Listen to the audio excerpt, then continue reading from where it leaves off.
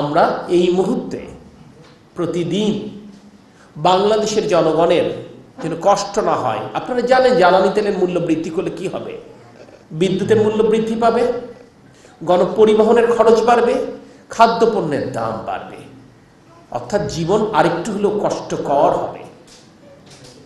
Corona মহামারী, Russia Ukraine যুদ্ধের পর এমনিতেই এই অর্থনীতি মূল্যস্ফীতির চাপ সহ্য করছে। এই চাপ অসহনীয় হয়ে যাবে যদি আবারও জিনিসপত্রের দাম বাড়ে। তাই সমগ্র চতুর্দিক থেকে চাপ থাকবার পরও আমরা জ্বালানির মূল্য বৃদ্ধির কোনো পরিকল্পনা এই মুহূর্ত পর্যন্ত সরকারের নেই। জনগণের দুর্ভোগ যেন কোনোভাবে না বাড়ে এটি নিশ্চিত করতে যে গড়ে প্রতিদিন বর্তমান গণতান্ত্রিক সরকার অর্থাৎ আপনাদের ভোটে নির্বাচিত সরকার প্রায় 167 কোটি টাকা প্রতিদিন জ্বালানির পেছনে ভর্তুকি দিচ্ছে।